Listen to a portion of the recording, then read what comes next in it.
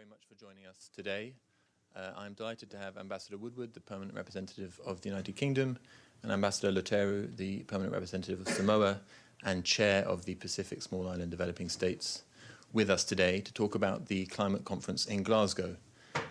Both ambassadors will be travelling to Glasgow, and so this is your last opportunity to talk to them about what we need to achieve collectively at the climate talks this weekend. So I will hand over to the ambassadors for some opening remarks, and then we will take questions from all of you. For those of you who are online, thank you for joining us, and if you could just indicate in the chat that you'd like to ask a question. So Ambassador Woodward, the floor is yours. Thank you, thank you, Carl, for joining me today. Good morning, everybody. It's very good to see you, and thank you for your interest in COP in Glasgow. Opens on Sunday. I'm flying this afternoon, so I'm delighted to see you. I think we should start off by saying the stakes are very high, and we know that. Our ambition is to keep 1.5 alive, and as you know, that means limiting the rise in global temperature to 1.5 degrees above pre-industrial level. And this is an existential question. We've heard it from David Attenborough, we've heard it from Greta Thunberg, we've heard it from Nick Stern and so many other people, but I'm more than delighted that Power is joining me today, because this is truly existential for the small island developing states. And countries like Samoa are absolutely at the forefront of a crisis which they did not create. Those who have contributed least, like Samoa, are really doing the most so far in response. And already we've seen 21 small island developing states submit enhanced NDCs, and we very much welcome that. Now, the good news about COP is three things, I think. The first is, as the IPCC have told us, success is still possible, and that's very important as we go into Sunday's conference. The second thing I want to highlight is the deep commitment of my Prime Minister as the co-host of COP, and not just a personal commitment, but a national commitment.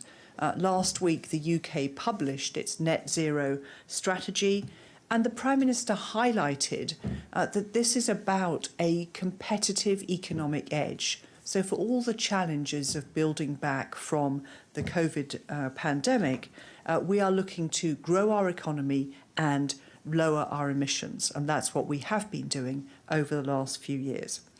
As part of that, we've also launched ahead of COP the Breakthrough Agenda, inviting leaders to join specific commitments to break through in the most challenging sectors.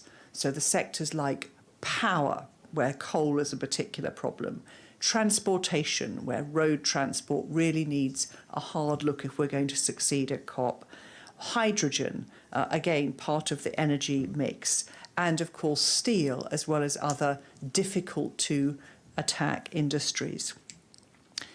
Third reason for optimism, I think, is that we go into G20 summit this weekend with our partners in COP, Italy, chairing the G20 summit. As you know, 80% of global emissions come from G20 countries. When the UK started as preparing as chair of COP, about 30% of global emissions were covered by NDCs and emissions restrictions. We've got that to 80%, but we need to move further. And we'll have a real push at G20 this weekend to get more commitments to net zero over the line. But, and this is why things turn on a knife edge and why Glasgow is such an important conference, we are, as we know, at the point of no return. So emitters cannot put their heads in the sand any longer. And the gap that we have between the nationally determined contributions that we need and those we've got delivered, between the pledges we've got and the policies that will underpin them, still leave us with a big gap in what my Prime Minister calls cash, cars, coal and trees. So the finance that we need, moving from combustion engine to electric powered vehicles, moving away from coal and planting trees to give us back the lung that our planet needs. So there's a gap there. And we do need the money. And I want to emphasise this because we made the commitment, as you know, in Paris to raise 100 billion. We haven't quite got there. We think we'll get there late 22, early 2023. We'll continue to do our best to raise that money. We've seen pledges from the US alongside our own pledge, the UK, and a pledge from the EU and many other pledges coming forward. But the most important thing, I think, is to continue focusing on the money, but also to adapt our business models so that we can really get the money out of the door. We need to move forward on the adaptation and mitigation projects that countries need in order to protect themselves from climate change. So my final point would be, am I optimistic? I am hopeful. I'm hopeful and optimistic as we go into Glasgow. Leaders around the world, we have 140 leaders coming to Glasgow in person, have this at the top of their agenda, and we do have an opportunity to keep 1.5 alive in Glasgow. I'll step there and hand over to you, Pal. Thank you very much, Barbara. Let me thank you for extending an invitation to Samoa and also on behalf of the PSITS. I firstly want to acknowledge and say that it's a tremendous effort on part of your government to organize this COP26 under very, very difficult situation. And I think, as you rightly put it, doing very challenging and unprecedented times. I think part of our challenge from small island Pacific countries is, of course, attendance at the highest level. But out of 14 of our Pacific Island developing countries, 13 countries will be represented.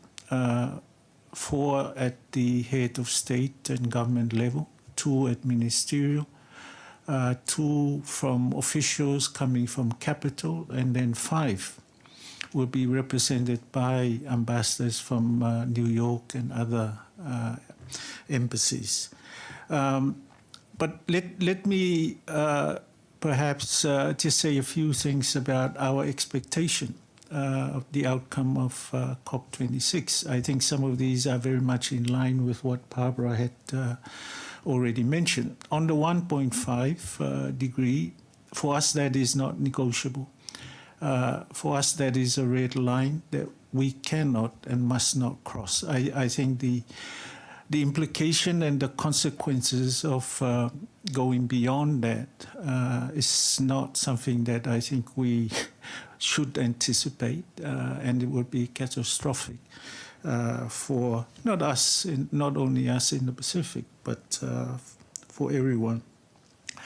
On the zero emission target for 2050, our expectation is that we hope countries will make pledges in terms of subsidies.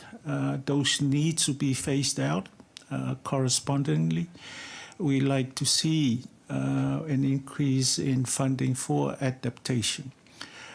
We welcome a number of countries who have indicated that they will not support the creation or establishment of coal power plants overseas. I think that is something that is positive, and we want to see more countries join, as well as perhaps gradually reducing the number of coal power plants in their own countries. I think we understand that the transition that needs to be made will take some time, and I think we appreciate that. On finance, the 100 billion is the first step for us. I think that's very important, but equally important is that over the next 9 years, we want a continuation or raising the level of ambition in terms of financing. for us in the Pacific, we receive currently 0.5% of climate finance. But as Barbara rightly pointed out, we suffer the most in terms of the impact. So we look forward to perhaps getting a little bit more of the funding in the future. Real money. I think our concern has been when pledges are made, it goes from one pocket to the other. But we would like to see real money being added. We understand the difficulty, but I think if we are going to address this issue, then we will need to look at those options, including SDR. I think there is the issue of blending, the engagement of the World Bank and the IMF, to mention a few. And tied to that is we want to see the finalization of the Paris rule book. I think that's important for implementation purposes. There's no use having additional funding and then those are not being used. So we need to get those funding on the ground in terms of mitigation and adaptation activities. Two more points. One is that we firmly believe that the engagement and the leadership of the T20 is extremely important. I think Barbara has mentioned that they're responsible for 80% of the emission. So I think it's time that they live up to their commitment and pledges that they have made. And then finally, on ocean. This is an area that of critical importance to us in the Pacific for obvious reasons. We're surrounded by it. It links all our countries together, but there are also implications. The nexus between climate change and sea level rise will have implication for our small island states in the future in terms of loss of statehood as well as sovereignty, erosion of our maritime zone, etc., etc. So we want to see that at least being seriously considered. I know it's being part of the ILC and the 6th committee work, but I think we would like to see more focus on that and urgency in terms of its treatment. Thank you very much. Thank you, Ambassadors. And now we'll take questions from the floor and then some from the chat. Edie, please. Thank you very much, Edith Lederer from the Associated Press, and on behalf of the United Nations Correspondents Association, thank you for doing this briefing. My question is to both of you. The original plan was to have $100 billion every year starting in 2020. Here we are in nearing the end of 2021, and we don't even have the first 100 billion. What is your assessment of why this money has been so slow in forthcoming? Thanks, Edie, for that question. I think there's no doubt about the importance of that commitment in Paris to the 100 billion. And it's important, first of all, because we need the money, but it's an important signal because we need a lot more than 100 billion. We know that. We'll probably need several more 100 billion behind that, and probably even into trillions when you factor in the market and the business requirements as well.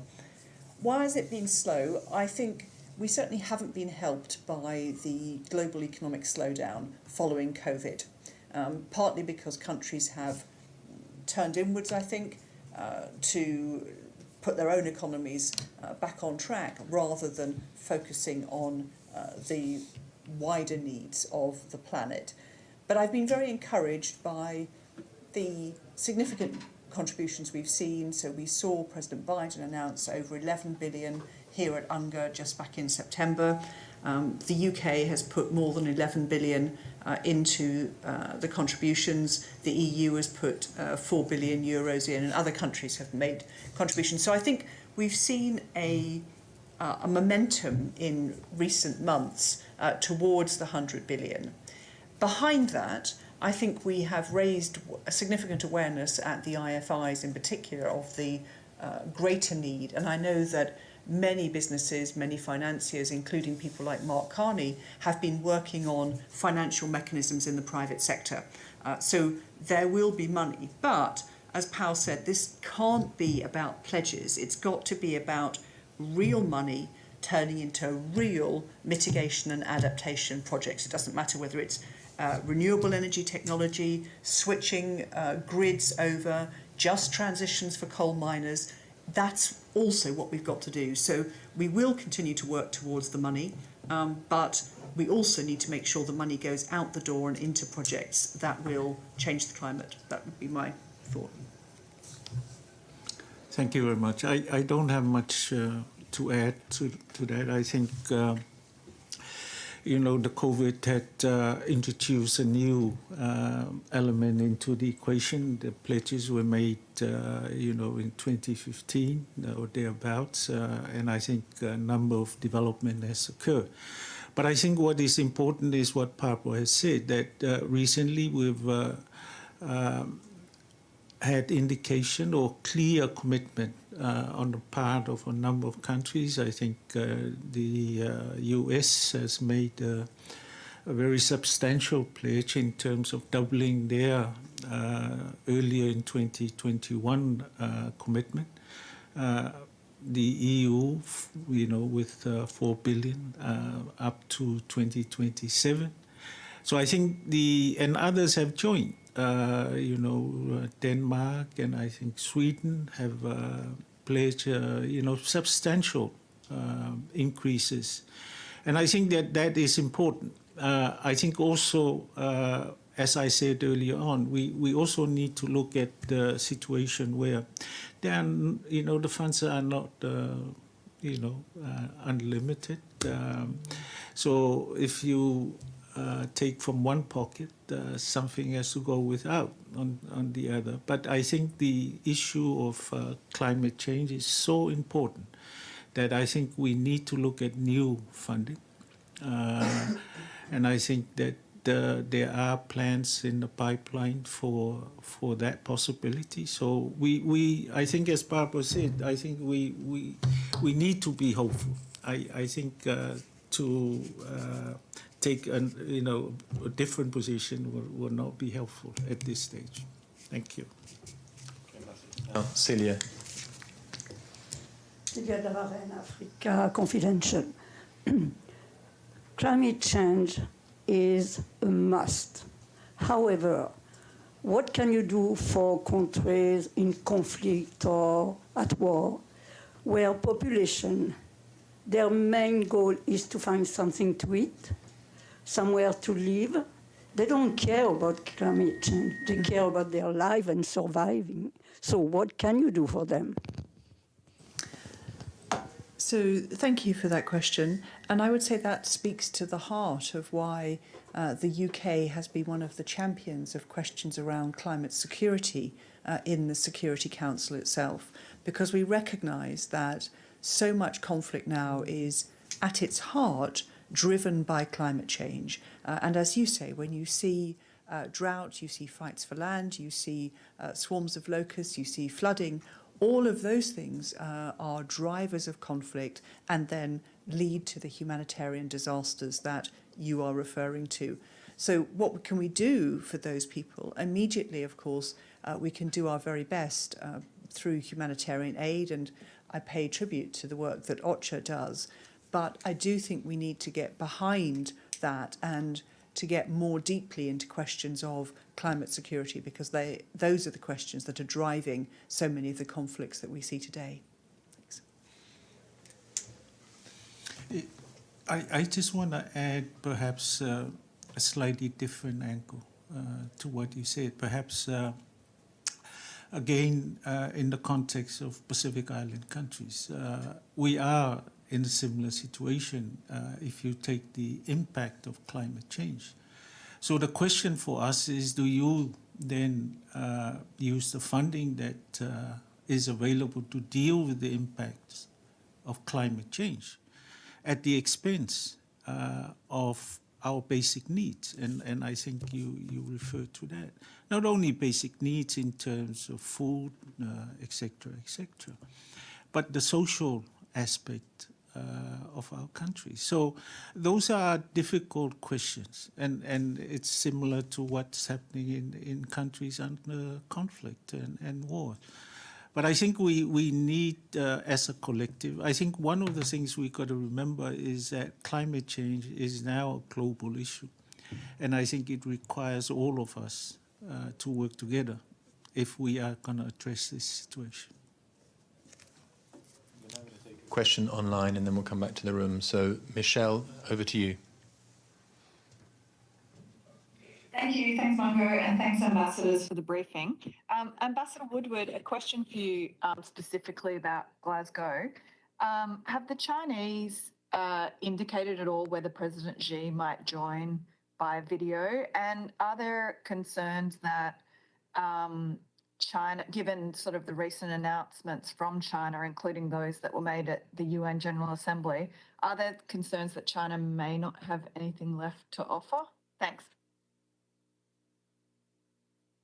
Important thing to say is that this is an in-person summit. So we have been very clear as hosts that we welcome everyone to participate, but it will be in person. We've got around 140 global leaders coming in person. The Chinese have indicated that they'll be represented by their lead climate negotiator, Xie Zhenhua. So we understand that President Xi Jinping will not be coming. But we did note with great interest the climate strategy that China published earlier this week, which set out very clearly how they plan to meet the targets that they've set of by 2030 and by 2060. So there's some quite specific plans set out in that, and we'll have no doubt have an opportunity to discuss them further at the G20. Thanks. A question from Benno. Thank you, Mangu. Thank you, ambassadors. Benno Schinghammer with the German press agency. Ambassador, I don't know if you can speak about that or how much you can speak about that, but could you maybe outline what kind of concrete impact climate change has on Samoa right now, and how it might turn out if the 1.5 degree aim is not met? Well, I can go all day, but I don't think we have the time. But let me perhaps deal with the impact, the nexus between climate change and the ocean, because that is important for us. Climate change, if we go beyond this 1.5, the impact of warming will affect our reef ecosystem, for example. It will affect fishery, which a lot of our coastal population depend on. So it's a source of livelihood will be affected. And that is happening at the moment. When you look at some of our population around the coast, that it's all around the islands. They're finding it very difficult to secure what we used to secure in the past. So that's going to affect the population, their livelihood, and also nutrition. And that's going to be very, very difficult. Climate change also in terms of sea level rise, for instance. That's going to impact, if you look at agriculture, it raises the water, the sea level, and that's going to affect the salinity of the soil, and therefore agriculture will be compromised in terms of food production, etc., etc. It will also affect, the population, especially those on the coastal side. So then now they have to move inland, and that create problems for for us as well, because for some of our islands, especially the volcanic one, and your question was specifically to Samoa, that means that we have to move to higher ground. So that again is another implication of climate change. So I think, just on those, I can go on. It will also impact, when we talk about loss and damage in terms of cyclones, the frequency and severity of those, it, just devastate our development. It just takes a couple of days of cyclone and everything is gone. Not only, physical, but also the lives of some of our people. So it's a difficult situation. It's even worse for our atoll island states, sister state, like Kiribati and Tuvalu, for example. 0.5 meter of sea level rise will devastate those two countries. They will just go under. So those are unfortunately, that is what's happening. And we have to deal with those on an everyday basis. It's not like something that we're just sort of talking about. It's not an academic question for us. It's a reality and we're living it every day. Thank you. Majid and then Kristen. Thank you both of you for this briefing. Ambassador, one of the consequences of climate change is somewhat the use of one of the consequences, which is the water shortage and drought, strategically by some powerful countries against weaker countries. We are seeing that, for example, between what Iran is doing with water source with Iraq, or Turkey is doing with Syria and Iraq, or with even between near future between Palestinians and Israelis. On this political issue, do you think the international community can take some measures that could have concrete impact in order to limit the use of the impact of climate change by powerful countries as an advantage against the weaker countries? Thank you. Do you want me to start? I think, can I tease out 2 questions from what you've said? The first is just to underline the importance of water. We know all around the world, whether it is for islands, both from island nations, or rivers, how desperately humanity depends on water and how much that is declining. So there are convincing arguments being made that actually water shortages are going to be absolutely critical as we go forward in the coming decades. So I think you've hit a really important question. On the question of weaponising climate change and water, I think the point that you made about rivers is a very good one. And it's not always the powerful. It's often depending on where you are in the passage of the river, as it were. And there are UN mechanisms that deal with, international mechanisms, as well as regional ones, that deal with fair and equitable handling of dams, which is what it basically comes down to. It's something that we have actually discussed a bit in the Security Council.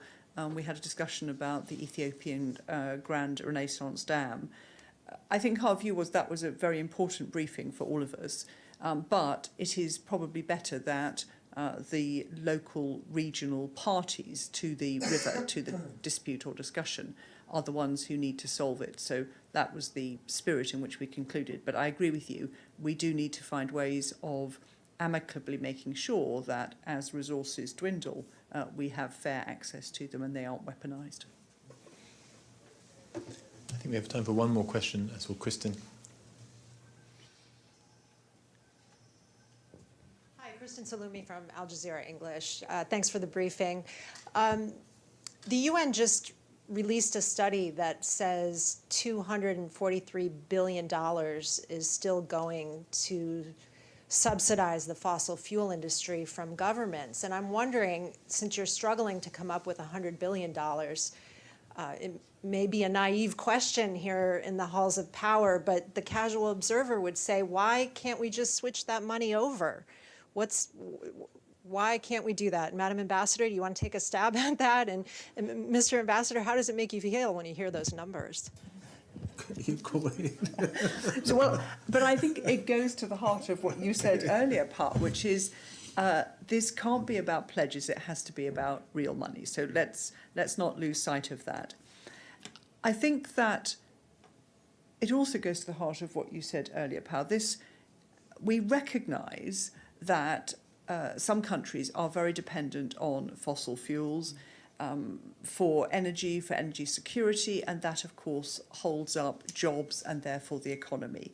So it is not possible to make a sudden cut-off, but it is possible to continue to move in the right direction. And that's why we all welcome the announcements of no new international coal funding that we've seen from China, we've seen from Japan and Korea.